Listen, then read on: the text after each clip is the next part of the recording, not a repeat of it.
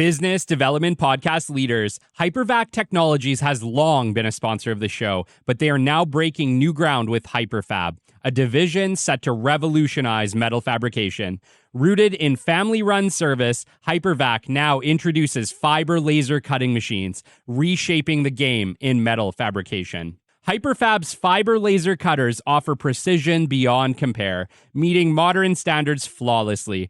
Speed up your projects with remarkable efficiency, reducing production time and boosting productivity.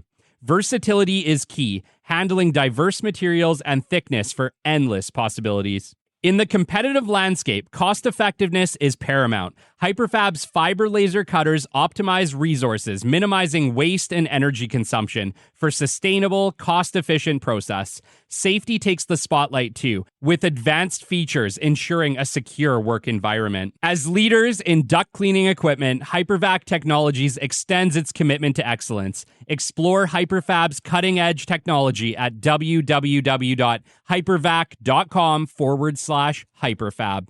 Elevate your metal fabrication with precision and innovation from Hyperfab. Thanks for listening to a word from our sponsor. Let's get back to the show. Hello, welcome to episode 124 of the Business Development Podcast. And on today's expert guest interview, we are bringing back for you Ross Huartt, CEO of MBC Group, founder and chairman of EcoClaim. You are not going to want to miss this episode. The great Mark Cuban once said, "Business happens over years and years. Value is measured in the total upside of a business relationship, not by how much you squeezed out in any one deal." And we couldn't agree more. This is the Business Development Podcast, based in Edmonton, Alberta, Canada, and broadcasting to the world.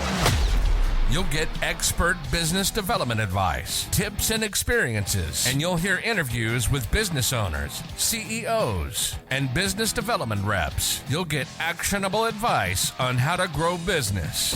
Brought to you by Capital Business Development, capitalbd.ca. Let's do it. Welcome to the Business Development Podcast. And now your expert host, Kelly Kennedy. Welcome to episode 124 of the Business Development Podcast, and I am absolutely psyched today to welcome back Ross Huartt. Ross is a dynamic leader at the forefront of both business and sustainability. As the CEO of MBC Group, he's steered the company to new heights with his energy, integrity, and client-centric approach.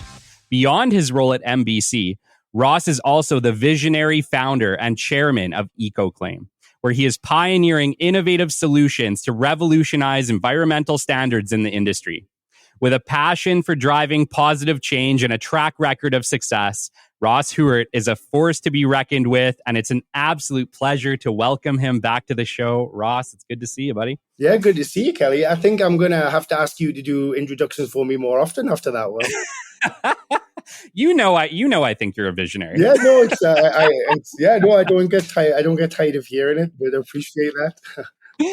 Yeah, dude. I absolutely loved our last show. I think it was so informative and we learned so much. And then, I got the pleasure to actually meet you just about a month ago. We grabbed lunch while you were in town and, it was awesome. It was awesome to put a face to the name. And, I appreciate what you're doing. And I think that you're doing a lot of big things.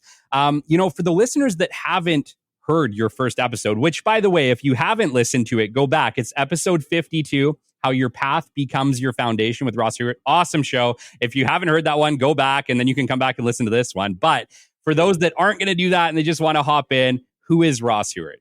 It's a broad question. So as you mentioned, I spent the last 8 years building MBC Group. Started in my basement. I think it was only 27. And I'm a chartered surveyor by training. And we built MBC Group into around 140 employees now, 6 offices across Canada, and large institutional clients. And I have the benefit now of looking back and taking stock, and it's pretty amazing. That's one of the things business is creative. And that's what I've found is my passion is creating things, something that an entity that didn't exist now has 140 people that call it home. Yeah. And the creative, like you have engineers, people are and surveyors and appraisers and environmental consultants. And so there's a lot of creation going on, it feels like. And then, and because I'm an entrepreneur and a bit of sucker for punishment, I then launched EcoClaim. It was incubated within MBC, but then separated out. And, that's essentially a company that is an end-to-end solution for the financial sector, and tracks the greenhouse gas emissions of their supply chain. Yes. And we are definitely going to dive deep into that. But I want to talk a little bit about some of the things, like, me and you have kind of followed each other on LinkedIn for a long time. And dude, you travel a ton. Like, heck, just in the last 6 months, you've been to what? You've been to Florida. You've been to Vancouver. You've been to Toronto. You were recently in New York. Like, my gosh, man, you were you're on a plane somewhere every week, it seems. Yeah, this year's kicked off pretty strong. So the Florida trip was family related. So, I decided to take a bit of a month break after I brought in new investors to MBC to help us support the next stages of growth. We appointed a new president, Michelle Gruhl, who's just a rock star. And I used the opportunity to take some downtime with the family so they could see me. Yeah. And then came back in January, and I've been on the trail between both MBC customers and EcoClaim. I think it was Toronto, Vancouver, New York, Salt Lake City has been the last little while of travel. Salt Lake City was new. I've never been to Utah, so that's a new one to tick off the world map. Yeah, it's so funny. I know when we sat down for lunch and we were having this conversation about travel, and you're like, man, it's like from the outside looking in, it looks like I must have the most exciting life ever. But when I'm on the road, I just want to be home with my family. Yeah, I think you've just summed up the power of social media, right? Anyone who follows me will see that I'm pretty candid. Like, if I'm not having a good day or I don't enjoy something, I'll share those things. It's not always, business is hard, and anyone that tells you it isn't is just lying. Yep. And, but anything worth doing is hard. But yeah, no, it looks luxurious, but they don't see the delays in the airport. They don't see another night in a hotel room. And, and now that my son is 3 and daughter is 1, and he can tell me he misses me and doesn't want me to go when I'm leaving, it makes it all the harder. Whereas when they can't talk and say they miss you, the last couple of times have actually been a lot harder than they ever have. But I think it'll just get harder as they both grow up. Yeah. And it's tough. And you're absolutely right. It totally tears on your heartstrings. Right? My son is 2.5 months old right now. Oh, and right. My gosh, it is hard for me to leave the house because it's I don't want to miss anything. I love all those moments. I love his smiles, right? It's they don't teach you how to balance entrepreneurship and parenting. I've been thinking a lot about that, especially the start of this year, because I spent a lot of last year imbalanced for what I felt were pretty negative reasons. You can be imbalanced for positive reasons. But now that fog is cleared, we made some big changes that have all, again, been very, very positive. And I feel like the wins are in our sails now. But the imbalance piece is, and I saw a video on this the other day, and I feel like work-life balance is not a real thing, because I feel like you're going to have unbalanced periods of your life, and then you're going to have balanced periods of your life. And so for me, in the short term, as I'm building EcoClaim, there's things I just need to do. And I think I'm lucky enough to have a wonderful wife that knows I need to go do these things. And, she supports me and the family in doing it. Doesn't make it any easier on them. But hopefully the idea is this all pay off and have a great future for them as well, not just me. That's right.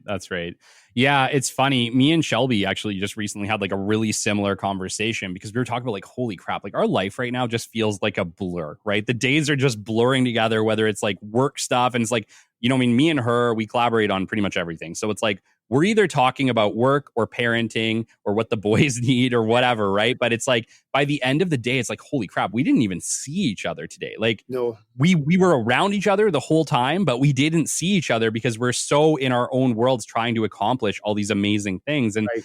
it does make you question sometimes. It's like, okay, like I sure hope all of this is going to be worth it.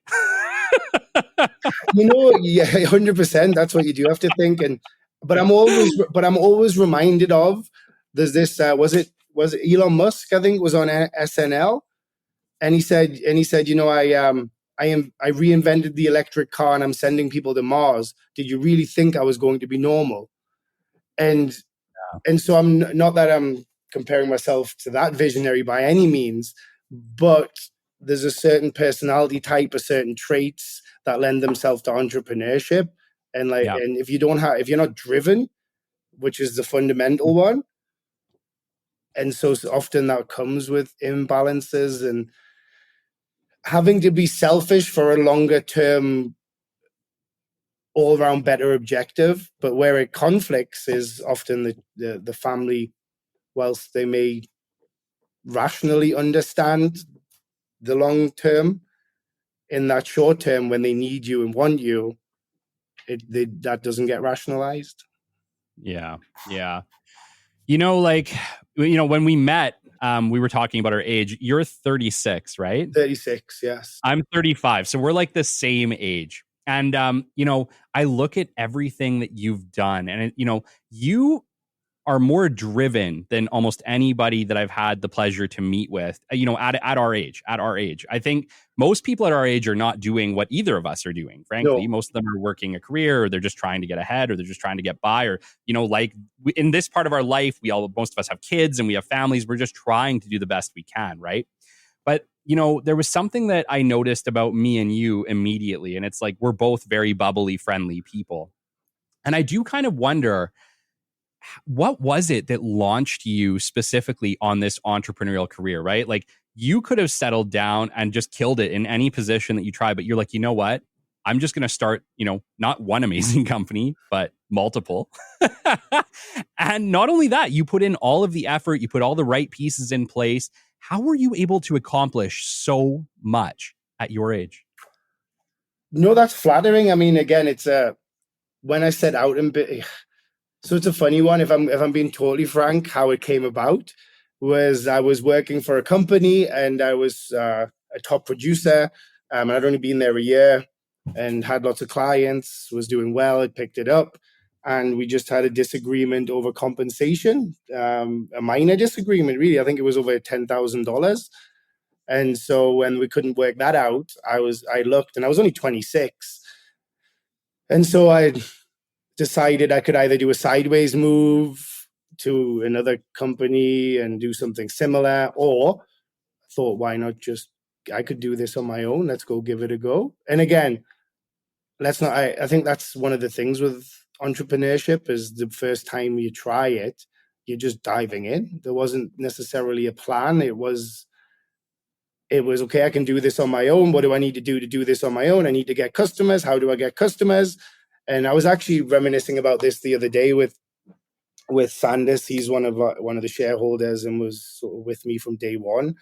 I remember there was a book of insurance contacts. This was before LinkedIn was big, and essentially it was an issued book with all the adjusters and claims people and insurers. And I kid you not, every morning I'd get up and I would just start emailing and reaching out to those people. Lots of them didn't get back to me. Lots did. Lots are still clients now. And it wasn't rocket science. I saw a thing from Jack Walsh, one of those reels. And I don't know where the stat comes from, but I can believe it. And he said, you're only 2,000 cold calls away from $1 million. Yeah. And that obviously within the parameters of the product, the service, the industry, that could change. But it sounds about right. It's a culmination of lots of effort, right, to move the needle. Yeah.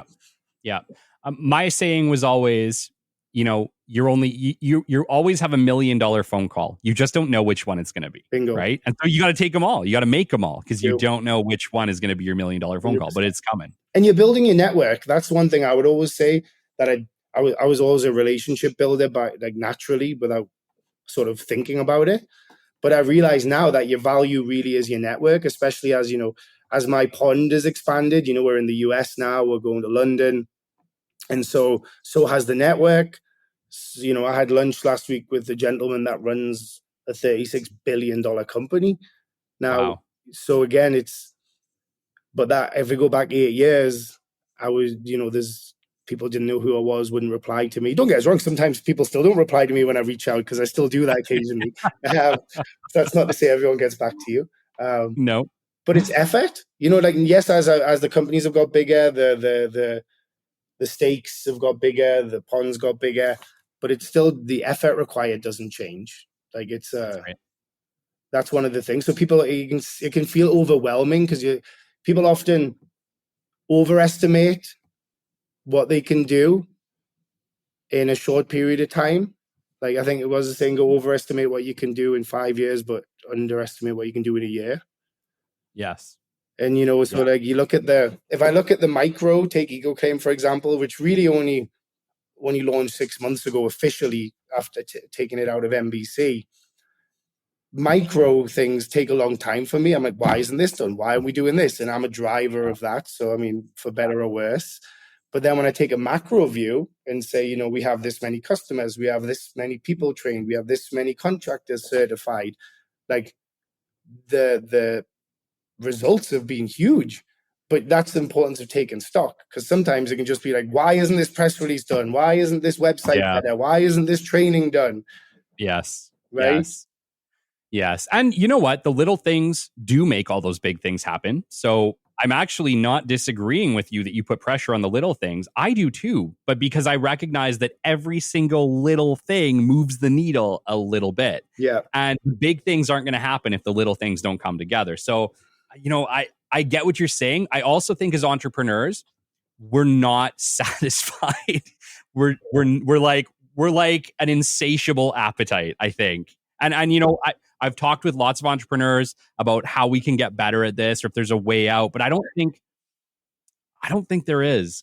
I'm not sure. Like, for instance, I'm going to call you out a little bit because recently you made a post where you said you are more satisfied, or the most satisfied, with your professional life than you have ever been. However, you didn't say that you're completely satisfied. You just said that I'm the most satisfied that I've ever been, which I laughed a little because I'm like, yep, because the needle moved. Correct. That's exactly what it was. The needle moved. I'm in a new environment. I'm in a new space. And so that's why I'm more satisfied than I've been. But I don't think satisfaction is something that is like achievable and whole. And I think that's and I know a lot of entrepreneurs who've outlined this also, is that it can be a bit of a sickness though, because why, like you think you're going to get to the top of the mountain and there's going to be this peak of satisfaction, but there's not. Like it's great we've done this MBC on its own. If I only ever did MBC, like you should be more than proud of that. Anyone starting a business and creating value for themselves and others should be proud of that, and I am.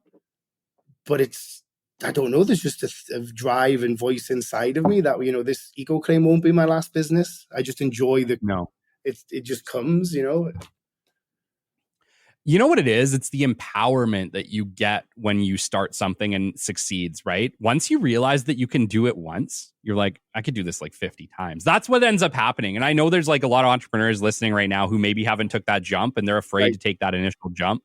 But, that's been my experience, is that once you do take that jump and you get some success and you realize, holy crap, I could have done this the whole time. Right. It's not that one step. It's the gigantic world vision and your view of the world that changes the moment you're successful in one venture, that makes it like, I could do this 100 times. Absolutely. And people often forget I've had lots of failures. I mean, of course, like I started a training business when I was in New Zealand that ultimately failed.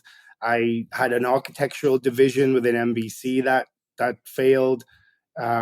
And there's others sprinkled among there, but again, you learn lessons. You know, it's a trial and error piece. Like, I spent the last 2 years learning a tough lesson at MBC, and that lesson was really easily undone, far easier than I'd ever imagined it could be undone. But in the time, it didn't feel like that. And so again, don't get me wrong, the success is there, but there's lots of micro and major failures along the way. And it sounds cliche, but so what? Like, Yeah. even like, I mean, not as drastically as, you know, there's people that go bankrupt, but I know lots of really successful people that have been bankrupt a couple of times. I'm not, thankfully not one of them, and I don't know why it feels like it would be so bad. But people go on and be successful again because they've just taken a risk, and that risk didn't pay off. But hey, you know, you dust yourself off and you get back after it. Yeah. Yeah. And so I think we've had the pleasure of interviewing a couple people who've been through that process here, and that not only picked themselves up, but built bigger companies than they even had the first time around. So it is possible. But yeah, I remember listening to it too and thinking like, my God, how did you even like get up? Yeah, 100%. Absolutely. Absolutely. I hate losing, Ross. I hate losing. And you know what? You're absolutely right. Failure is part of winning, but my God, I still hate it. Oh, I hate nothing more. It's one of my core fears, and I don't know why, because it's not that I care about what other people think about my failure. It's like this like sinking stomach, and you're feeling like you failed, and so it's again, but you're your own harshest critic typically. Yeah, I agree. You know, I do think that most of the success I've had in my life is because I just refuse to quit. And it really is, right? It's just a refusal to quit. I don't want to give up. I want to succeed at most things. And I get that there are going to be times that that's not possible, and that sucks. Thank God I haven't had too many of those yet. But yeah, I do. It's funny. We've had so many like people that run accelerators. They've been with like, you know, Global 500, and they run these big programs, and they're always telling me, Kelly, you know, you just have to fail quickly, fail fast, and do it again. But it's like, I'm not alone in this. Most people hate failing, and I think most entrepreneurs more than like all. Agreed. No, totally agree. It's one of those things like drive and fear of failure, because I think that's having a large risk appetite or neglect of risk. I don't think having a large risk appetite is true. If you ask me, I don't like to gamble. I don't like to, but disregarding risks and just lunging into the unknown is different than worrying about the risks, if that makes sense. Yeah. And what I would argue is that most of the time when you do take that leap, the things that you were afraid of aren't as scary as you thought anyway. Bingo. No, absolutely. Yeah. And again, like I said, it just comes down to doing. Like, if I look at the last 8 years, there's been roadblocks, there's been people who've ended my life for the better, people who've ended my life for the worst, and pushing through. You know, there's one thing I've realized about, call it my personal brand, if you will, which again, I never set out to create a brand. I just share what I'm doing, which is sort of de facto done that. And I've become a bit polarizing in that sense. You know, we have the people that work with me closely, are very bought in, are all rowing the same way. And one of my team, Chris Christensen, he's running our biggest part of MBC, and he's about to become vice president that oversees that. And he said, to someone who was looking to join us, he says, it's not for the faint of hearted. He's like, it's good, but be prepared to drink from a fire hose. Yeah. And so I'm aware of that, and that's not for everyone. But I also feel like you can't achieve big things in short spaces of time without a fire hose. Yeah. And you spoke to something rowing in the same direction. I literally just had a show, like my last show, I was talking about how you need everybody on your team bought in and ready to fight for what you're after, right? And if you have people that are causing negativity, they're causing so much more damage than you can imagine. More than I'd ever realized. Like, we had a bit of that at MBC, I'll be frank. Thankfully, a big part of our group wasn't affected, but it was more at the, call it the management executive level. And thankfully, that's all behind us. But it was very much that. People, if you try to row in different directions, the company doesn't move forward. It either stagnates or worse. Thankfully, the worst never happened. But the stagnation, and for me, back to your point, stagnation for 2 years was hell. Like we grew, but then it just that I felt like I wasn't achieving anymore, if that makes sense. And you could argue that maintaining a revenue over 2 years of a certain size still requires effort, because as a service firm, you have a pipeline of work, you have to keep filling it. So, but it just felt like progress had stopped. Yeah, yeah. Can I ask you, and obviously I don't want any names or anything like that, but that employee who was rowing against the current, was it a long-time employee? No, a couple of years, and there was more than one, but a lot of it was just me again. So the company gets to a certain size, and me being, well, I would say I'm better educated and wiser now, but I was also wise enough to know that I had built a company of a certain size that required certain infrastructure and required, seasoned people who'd done this before. Yeah. It just so happened those seasoned individuals I chose were not the right ones for that period of time, sadly. And I've reflected a lot on it, I would never slander anyone, but I go back to the polarizing piece. I think there's an element of, as you said, I'm fairly young by business standards, albeit definitely don't have an issue holding my own. But No. but what comes with sometimes seasonality comes big egos.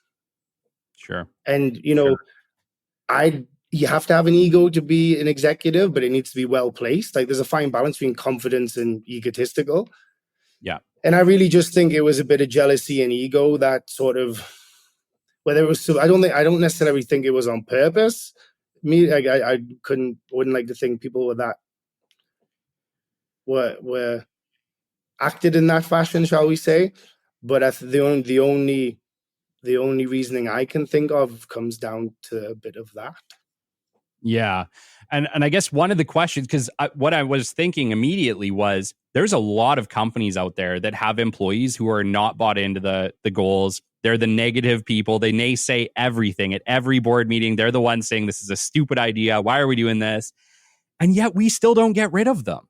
So, and I guess my question to you was how were you able to come to that decision where you're like, okay, like I can't keep this toxicity on my team anymore?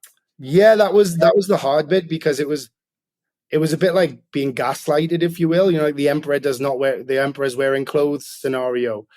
And so, because I want to trust people, you bring people in, you trust they can do a job, and you want them to do it. Like you want them to succeed because you succeed. And so there was a lot of that. And so I think we're looking back, there was a lot of things I sort of maybe pushed aside that I didn't think were a big deal when maybe they were, because there was, you don't have purview over everything, right? It's impossible, especially at a certain size. And so that was one. Just for me, I'm usually very decisive, but I think there was just a lot of factors at play that that didn't make it as simple as removing the issues. And you hit a nail on the head there. If you go to executive level, I'm an entrepreneur, I'm a driver, I want to do things. And I think it was just a series of negativity and roadblocks that ultimately were leading to friction. And so ultimately the decision was made when I decided to bring in investors in, because I can't circle this bandwagon anymore. And collectively, we identified the issues very quickly and swiftly addressed them. Yeah. And so again, but what do you think you realize this is what I didn't realize. Normally when you lose some team members, there's concerns but we weren't losing team members because we were in trouble. It was like we lose them because they weren't rowing in the right direction. And honestly, now that the certain team members are no longer here, the culture, the energy around the place, like they're talking to the team members. So you realize it wasn't just you seeing that. And so the interesting thing for me is just how positive an impact this has had on the company in a short space of time. And so I'm thankful for the team members that we have here. And some of my executive team, Matt Magnus, Chris Christensen, Sandis, despite a lot of the roadblocks over the last 2 years, like there was times, again, as an entrepreneur, where you're like, am I just going to quit my own company here? Is this the easiest route out? And so who the people that stay with you through that are. And so we now have a very trusted core team of people that sort of went through the fire and brimstone with you, and which is why MBC feels like it's the best place than it's ever been for that next springboard. Yeah. Yeah. Well, I always say, whether you believe you can or you believe you can't, you're right. And so you best be believing you can. Correct. 100%. Right? Absolutely. Yeah. And so if you have a team who's constantly like, we can't do it, it doesn't matter. It doesn't matter whether it's possible or not, because they've already decided. Bingo. And so, and it is. I like that in business. So that's one thing I would say about all business. I'm very good at, and I didn't realize this, but speaking things into existence. Like take EcoClaim, for example. Like it only really launched out of MBC 6 months ago, but I've been on my soapbox telling people it does the things I wanted to do before it even did. Yeah. And now it does, but thankfully, again, down to my business partner, CEO Jody Scarlett. She's an absolute rock star. She's operationalized EcoClaim to a degree where I could never have done in a time that was extraordinary. And it's a prime example of the last 2 years of I have this big audacious vision and I just keep repeating it. And then you find the right person, such as Jody, and she starts actually making those verticals happen to the fine detail. Yeah. But without the two, one, you can have a visionary and I can speak it into existence, but I'm definitely, I'm not operational. That's not my strength. Like, sure, can I run things? Yes. Do I enjoy it? No. And if you're doing something you don't enjoy, that comes through. Yes. No, and getting into this too, when we were talking about it before, like me and you are both like very positive people. We're glass half full people, right? We're always looking for the best possible outcome, and we're guiding everything there. But yeah, it's like, I've run into it just like you have, where there's people that are like, you can't do that, or why are you doing it this way, or like it's like listen, I can see it. I can see it in my mind. Just let me have it. Yes, 100%, absolutely. And someone described that about me the other day. That's what they, like the quintessential entrepreneur. Like we were talking about going to the US and opening a US office with, Florida being lots of insurance claims there, high frequency, so a logical office. And back to within a week, I've got, we have a consultant lined up to lead the office. We're actively searching for the right sales individual to help drive us. So, back to your point, we went from being, let's have a Florida office to let's just make it happen. So you can do all these strat plans in boardrooms, which, as a company gets a certain size are important because you need KPIs, accountability, but sometimes you just have to do it. So you can spend all your time mapping out a plan and following it, or you need a producer, you need to go get customers. So start and then develop a plan once you have revenue coming. And I know it might sound easier than it really is, but I do it the same way. Right? Like me and you are both like, let's just do it, and we'll figure out what's not going to work, and we'll fix that as quickly as possible. Bingo. But I think people like me and you do more in our lives. We just do, because we don't wait around for 8 people to agree to get something done. We just take that leap. If I want to implement something, I'm going to, and you are too. Yeah. But I think there's something so powerful about that. We can get so stuck in analysis paralysis as business owners. Should I do this? What are the outcomes? What are the possible things that could happen? But like the reality is, if that's what you're doing all the time, you will never do anything. Bingo. And that's really what MBC started to suffer from, if I'm being honest, from an executive front, was more, we just spent so much time making fancy PowerPoints about what we were going to do rather than actually doing it. Yeah. And so you get to the end of the year and I'm like, well, these fancy PowerPoints are excellent, but we didn't do it. Yeah.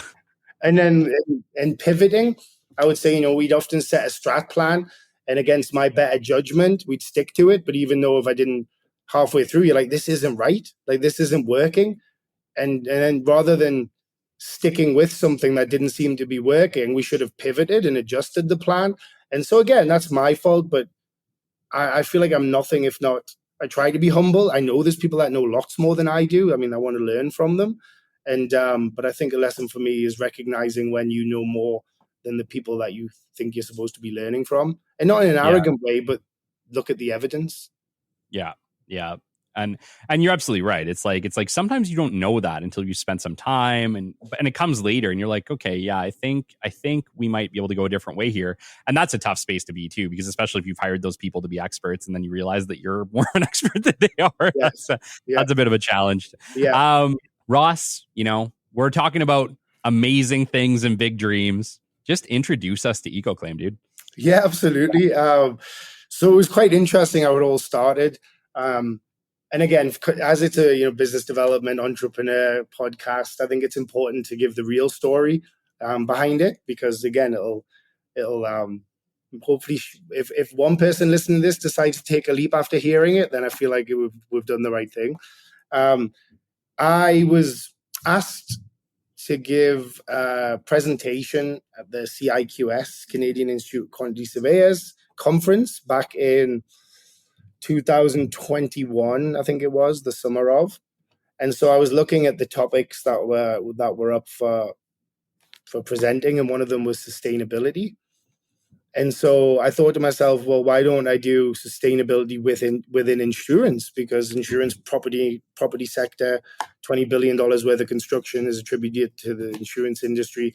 And so I thought that would be quite unique. Everyone's used to sustainability and construction, and it's a common topic. So I thought I would do that. And so I got accepted.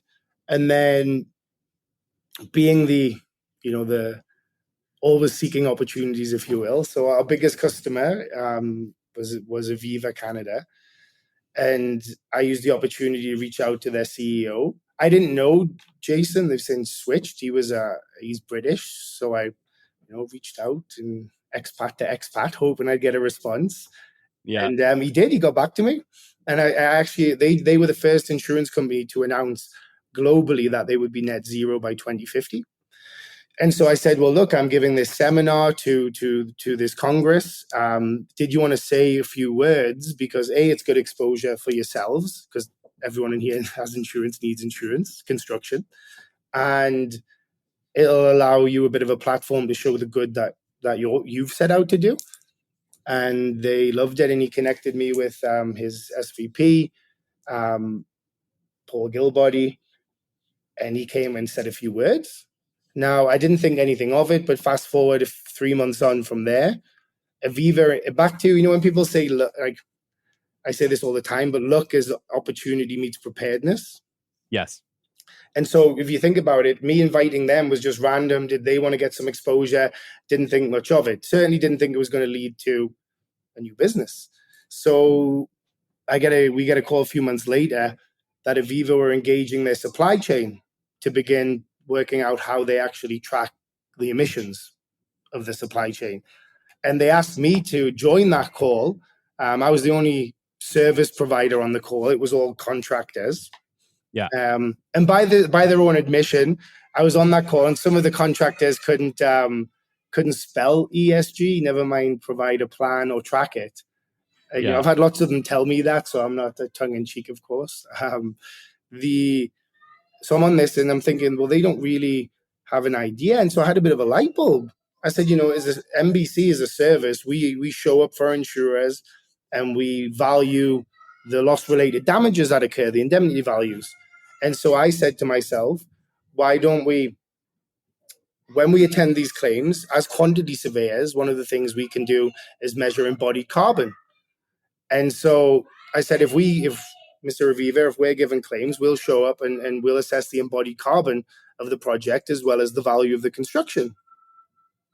And they loved it. And of course, for me, from a sales perspective, you want more business. We'll do this, but hopefully the volume of business offsets the additional work is the idea. Of course. And so there was also another company called Platinum ProClaim Restoration in Vancouver, who'd been essentially mitigating waste, avoiding landfill since 2007. So before it was, a hot topic, cool, if you will. Yeah. But again, it's one of their core beliefs. Their president and owner is now part of our education team. So one of his core beliefs, I call him the Richard Branson of restoration when you meet him. So, yeah. And so I said, well, why don't we apply some waste diversion, measure the avoidance to show that we've driven down the footprint of the claim, and then measure the embodied carbon.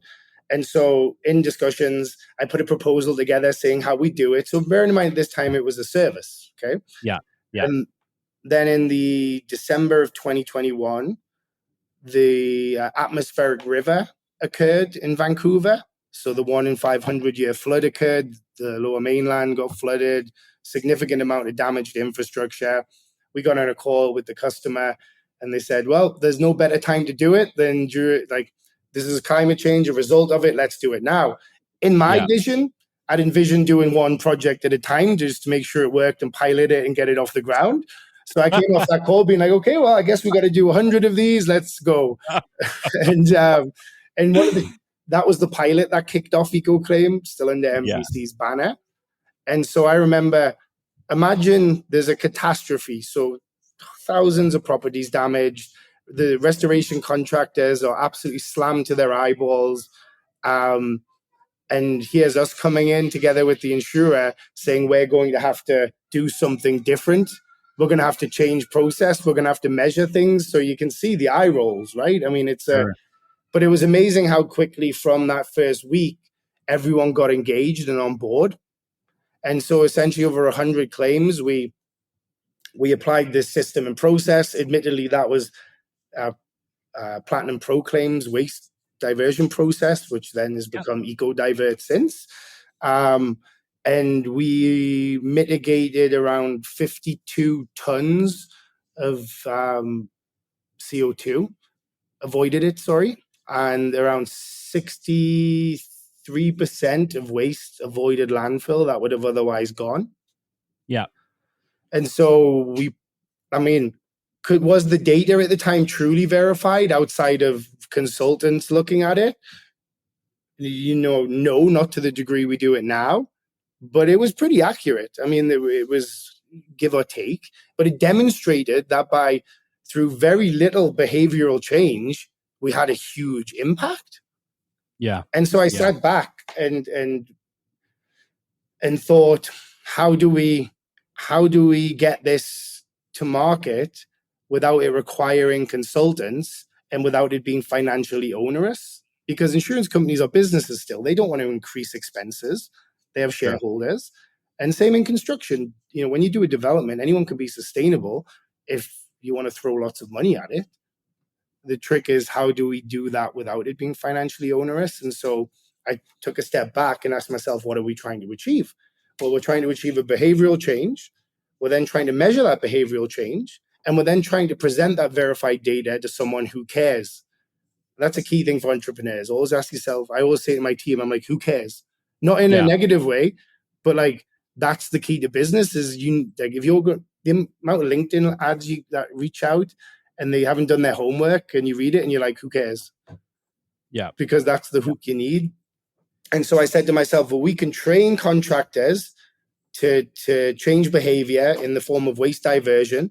Remember in Canada, I think it's 85% of construction waste goes to landfill. That number's higher in restoration. StatsCan doesn't have specific data to split it all out, but I know from experience that it is higher.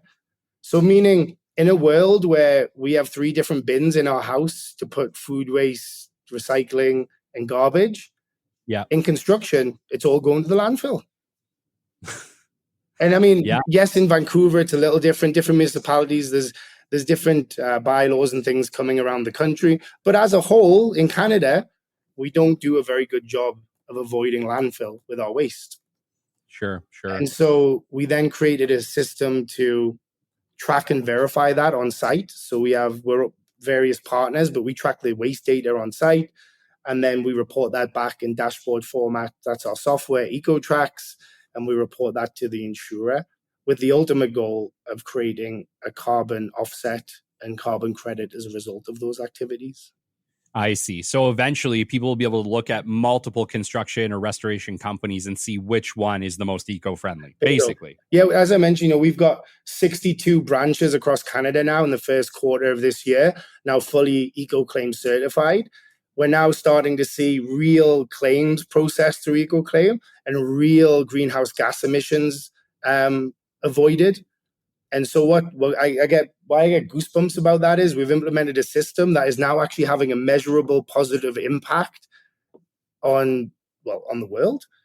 And there's lots of different products in our roadmap. Like I said, we're looking at dry in place. So rather than tear out, you can scientifically dry a building in place, damage depending. And we're going to measure the avoided tear out as a carbon avoidance, because if we dry in place rather than tear out, we've avoided the carbon associated with the construction of demolition and reinstatement. Yeah.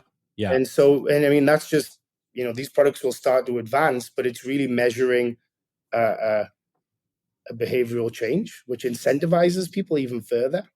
One of the things that I want to ask you is that when people think of carbon, they think of CO2 coming out of, your car exhaust, or oil and gas emissions, or, like methane from cows, yes.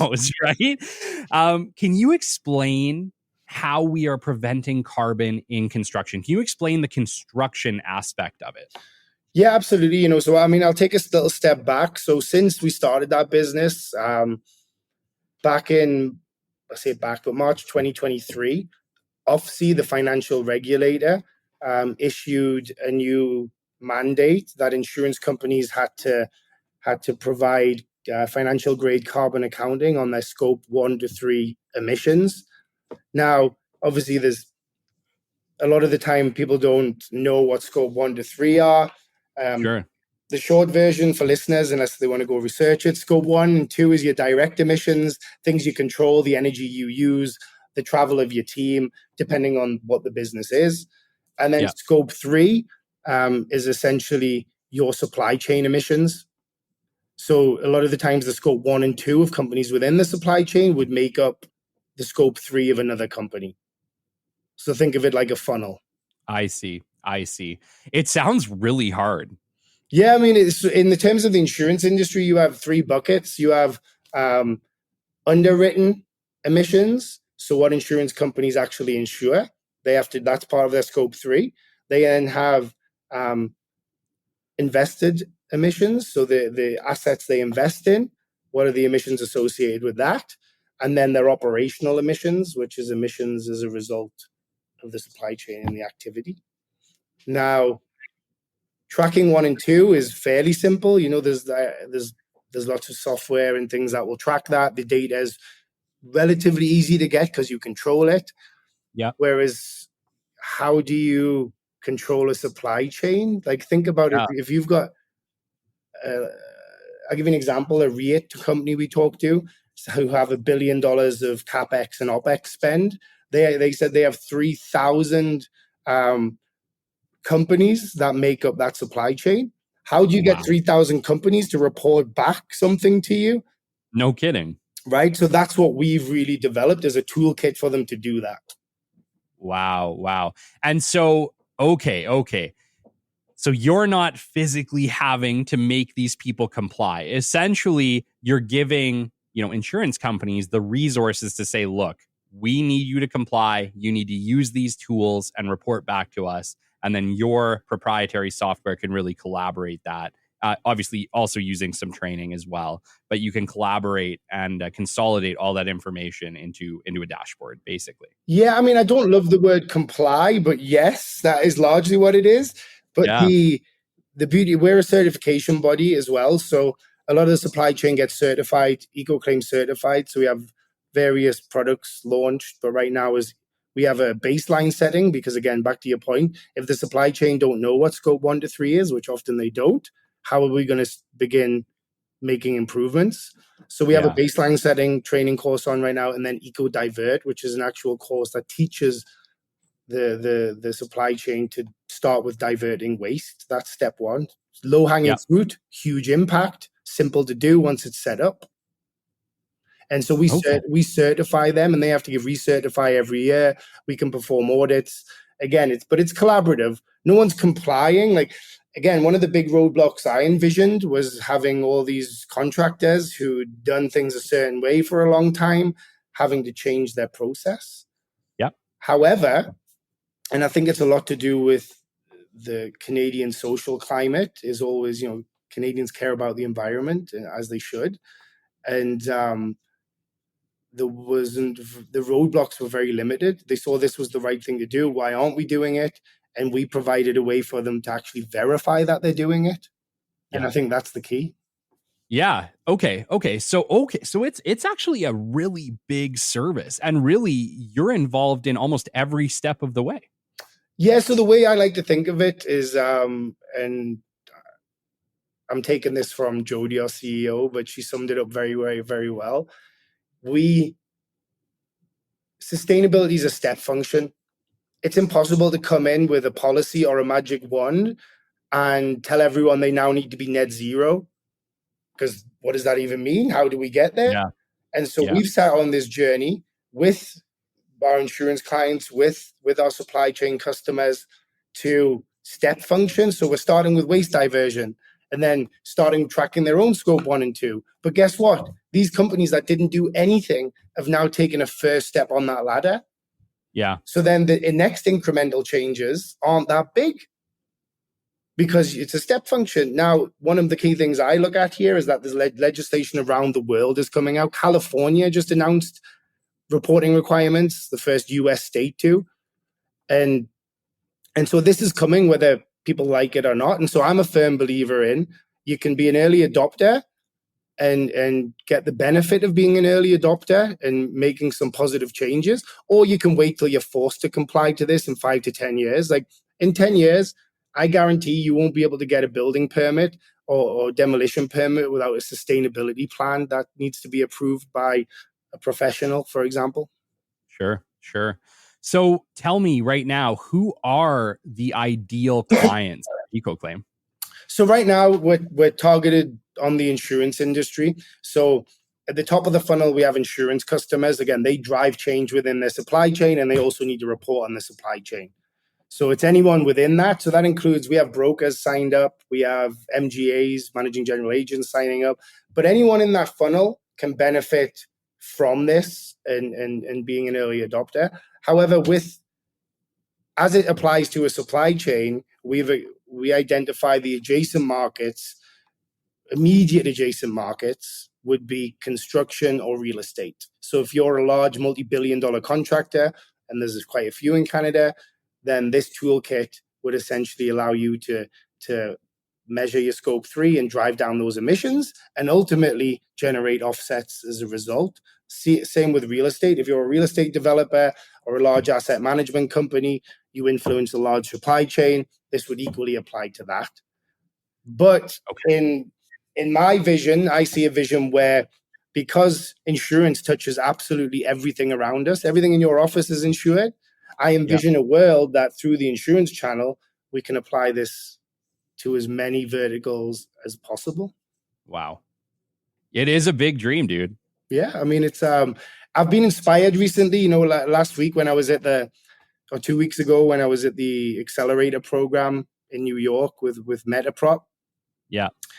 A company called Watershed, who has a similar business model to us, again, applied slightly differently, more scope 1 to 2, but the essence of giving tools to change behaviors, measure the behaviors, and create a marketplace to help change behaviors. Like, they just got valued at $1.8 billion, and the most valuable climate tech company in the world. And why I got excited about that was, I'm like, that's what we're doing, just in a different vertical. And so I'm excited because I think we can actually have, it's not the money that excites me, I'm sure that sounds great, but it's that the impact that they're now having with that kind of raise and that size is enormous. Yes. And that's what we want to do. Yeah. That's what I mean. Like, companies don't get to be over $1 billion without making a gigantic impact in the world. And I know you, and I know that you wouldn't settle for anything less. No, I mean, that's what it really is. You can't, building $1 billion engineering firm would be hard without huge capital. And even then now there's some big players, but being on the bleeding edge, as someone called it, of a burgeoning market, which is the carbon markets, like that, anytime there's a change in legislation and regulation and new markets open up, that's where innovation comes from. And I feel like that's really where we found ourselves. Now, was this my grandioso plan? No, I started this because I wanted to do more work with a customer, and this is what they needed. Yeah. But as it happens with legislation and learning more about it, this is so back to taking that first step. If I'd never done that presentation, if I'd never invited that executive, if, right? Yeah. Yeah. Well, speaking of, you guys have lots of partners jumping on board. Why don't we talk a little bit about some of the partnerships you've managed to acquire? Yeah, absolutely. We did our Series A funding raise, and we have some really exciting businesses as part of that. One of the ones you may have seen on LinkedIn that you referenced was Metaprop Venture Capital. Metaprop are a New York based VC fund. They work with the Economic Development Department of New York City. They're partnered with Columbia University, and they have an accelerator every year. Call it a cohort, if you will. And so we were introduced to them, and they'd been searching for something in the realm of sustainability as it applied to the built environment. New York's quite progressive, and I believe they require asset owners to report on the embodied carbon of their assets now. And so again, fresh in their mind. And we met, and they loved what we were doing. And we agreed to become part of this year's cohort and come to New York and kick off the accelerator. Now, I had never done an accelerator before, so this was new to me. And I can be honest, I never loved the school environment, the restrictive environment that it felt like. So I don't know, it was weird. I was excited because I knew what this company was, what they do, who they help. But I was also like, am I going to have to sit through things I don't want to sit through? Right? You're like, man, I thought I got out of school. Yeah, right. I thought, 100%. But I have to, the people that we've met, the other individuals as part of this, the enormous success they've had, the impact some of these individuals have had on the world stage. And back to your point of, you can feel like you've done a lot until you meet others who've done more. Yeah. Right. There's always someone who's done more. And so that's one of the key things here. So we've only had the kickoff, and then Jody, who couldn't be here today, is in New York for the second round. But it's been exciting. They take, I think we're a bit more, what did they call us? More mature, if you will. There's a lot of people in the cohort that they've got a great idea. Sure. They're a technical founder. And so Metaprop is bringing that business acumen to helping them develop their pitch. And I think we're in a little bit of different spot because we're in revenue. We have lots of large institutional customers. We know our industry very, very well. But their insights have been amazing. I mean, one little nugget, even on the first week, which I didn't even think of, they asked us, what's your leading indicator? And so I'm from a service business. Well, my leading indicator is revenue and profit. Yeah. How else do you know how you're doing? Yeah. And it turns out in the tech world, it's slightly different because you can inflate revenue or get revenue, but does it mean it's sustainable and into the future? And so one of the things we looked at for our leading indicators to show that because we're out here to make an impact and make a change. So how do we show that? Well, it would be projects processed, claims processed, if you will, and greenhouse gas emissions avoided. So rather than, sure, revenue is important because it's a business, you have to operate. But if we have those hamburger clickers, if you will, that show that, like that's showing that we're making a change. So those leading indicators are better than revenue because, in a sense, the amount of change you're impacting and continue to do shows very favorably for anyone looking at the business or looking, to raise another round, if you will. And so that was one of the key things for me, was looking at leading indicators in a business that weren't just revenue and sales and profit and all your standard textbook business KPIs, if you will. Sure. Do you ever find it weird that I mean, it's not fully a tech company, but you're pretty much becoming a tech company. Yeah. Do you ever find it weird that that's like the avenue that you've gone from such a service-based business before? It's still service. It's just a different kind. But do you ever think it's like, wow, like how did I end up here? Yeah, it's funny because I think about that all the time, actually, because my outfits have changed. I went from wearing suits and shirts to now wearing sneakers and Lululemon pants because that's what you wear. You go to these conferences and I'd be the only one dressed up like a stuffy CEO. That changed. But yeah, we're very what I love about EcoClaim is that we are agnostic in the sense that there's lots of solutions that exist. A lot of the technologies that exist, no one has applied them to where you're applying them. So that's why we've got lots of partnerships coming up, because for us, I don't want to reinvent the wheel. Like carbon tracking software, for example, for carbon accounting, there's millions of companies that have done that. That's not new. However, has someone applied it to the supply chain quite like we have in the niche we have and guided them through it? No.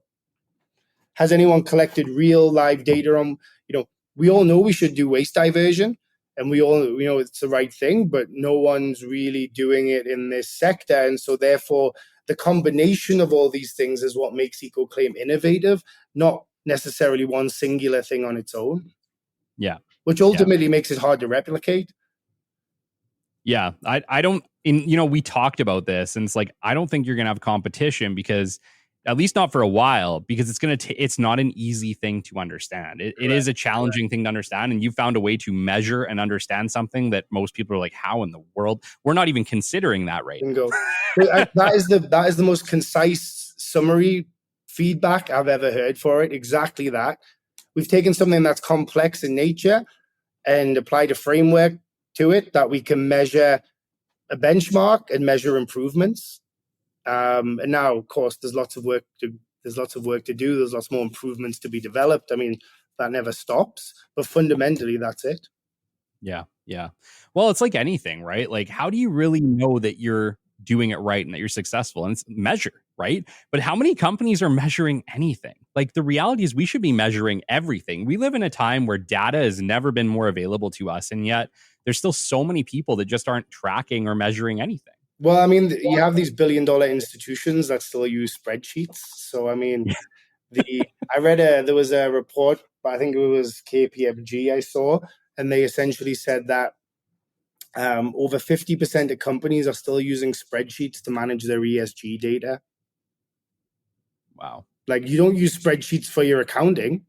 No. You don't use spreadsheets for your workflow, for your projects. I mean, maybe you do if you're small, but typically larger enterprises don't. SMEs don't or shouldn't.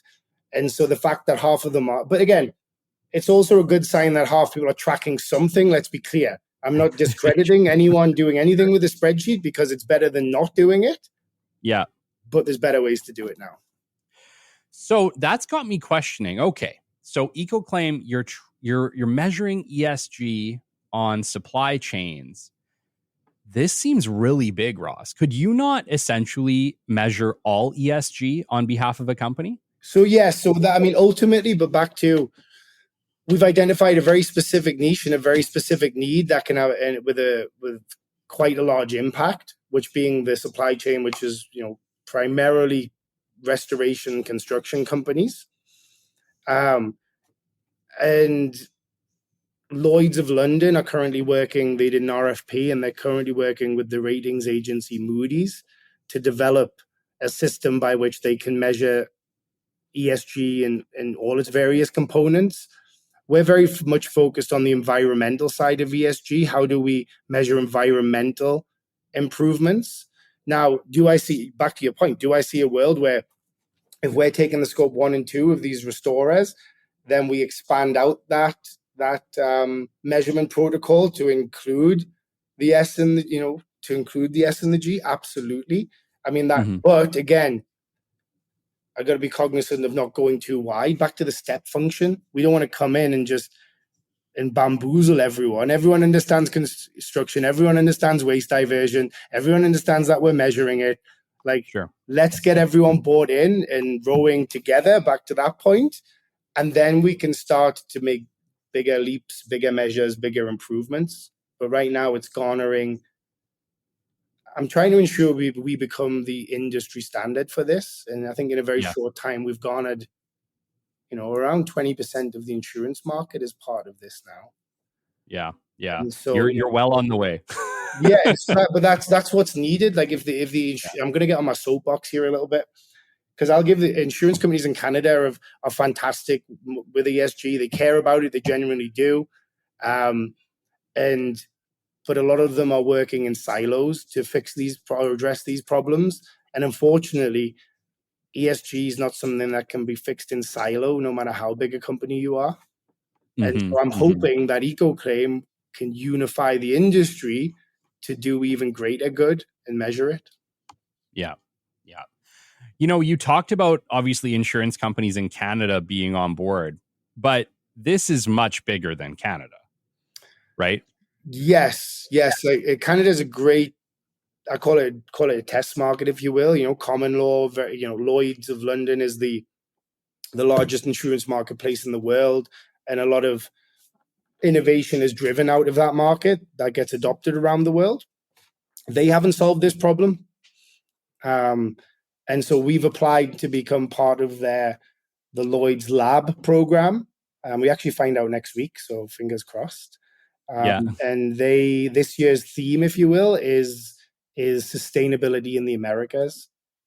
So the Lloyd's Lab want to bring in companies that are trying to solve sustainable issues or problems around ESG and essentially invest and support the growth of those. Now, for us, that's a big market for us. And I'm sure the companies would have valuable insights on the needs and how we develop our products. But ultimately, we have the opportunity to make global change. If we're lucky enough for London to adopt EcoClaim as their standard as it relates to the supply chain, I'd be able to tell my kids, like, look at what we did. Look at the positive impact we did. And I think that's really what now the drive has become. I've become a bit of an altruistic capitalist by accident.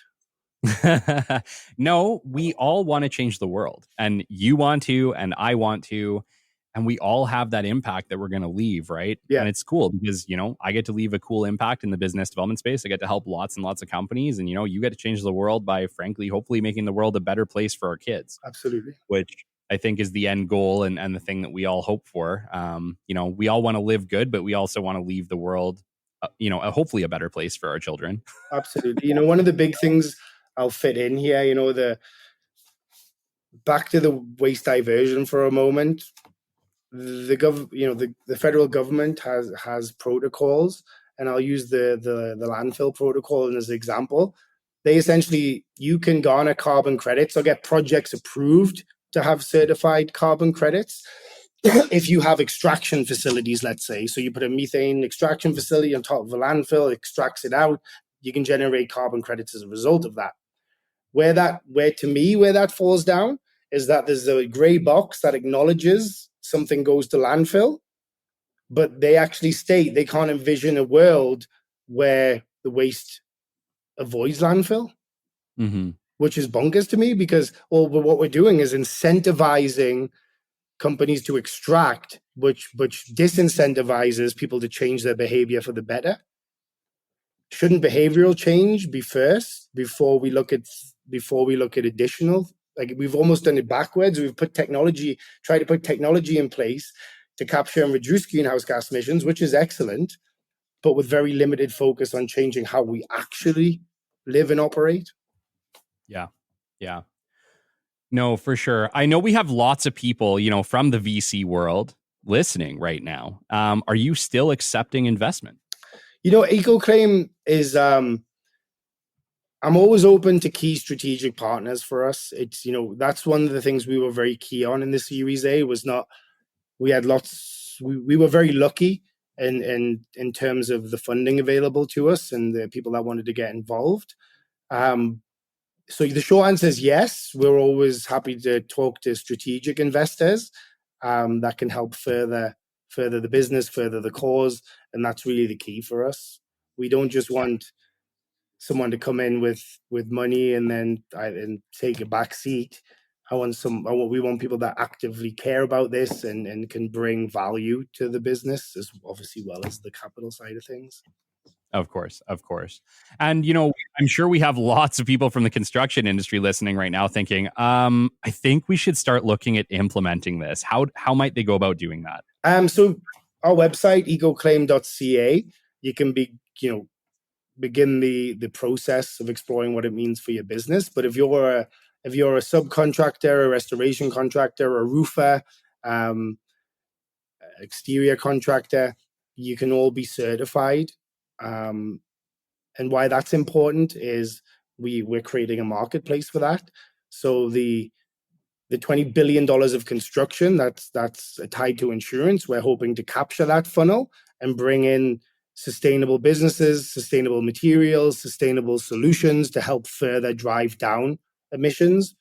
And so I would say that the benefit initially to any other than it being the absolute right thing to do, would be that you get to say it loud, verify it, and then get access to other supply chain customers that value it as much as you do.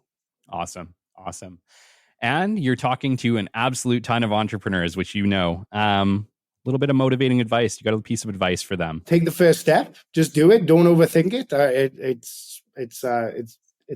It's always boded well for me in the beginning. So that would be my advice. And I'd also say to anyone, feel free to reach out. I'm similar to you, Kelly. I'm always open to talking to people, giving some input or as best I can. It's always good to help people. I owe my success in inverted commas. I hate using that term, but to certain people along the way.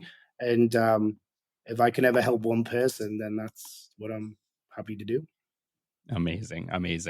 And I do want to put you on the spot because you are, first off, an amazing speaker. I love chatting with you. Like you just have this energy that's absolutely perfect. And I always think in these situations, dude, when are you going to start a podcast? Yeah, I know it's been I knew you were going to bring this up. So I do still have all the equipment. Being on the road has made it rather difficult in starting a second business. But again, they're just really excuses because back to my first piece of advice, I just haven't taken the first step. So I am committing to getting that done and setting up the equipment as of next week. And I'll be contacting yours truly there, Kelly, to help me kick it off and get it off the ground using all your knowledge. Absolutely. My only requirement is that you bring me on as a guest at some point. You're going to be my first guest. So there you go. Awesome. Man, Ross, I love chatting with you. You're welcome back on the show at any time. I'm inspired by the work that you do and the change you're leaving in the world. And congratulations on an amazing career. And I'm excited to see, what is the future for Ross Huartt and EcoClaim. This has been episode 124 of the Business Development Podcast. We've been graced with Ross Huartt, CEO of MBC Group and founder and chairman of EcoClaim. Until next time, catch you on the flip side. This has been the Business Development Podcast with Kelly Kennedy. Kelly has 15 years in sales and business development experience within the Alberta oil and gas industry and founded his own business development firm in 2020. His passion and his specialization is in customer relationship generation and business development. The show is brought to you by Capital Business Development, your business development specialists. For more, we invite you to the website at www.capitalbd.ca. See you next time on the Business Development Podcast.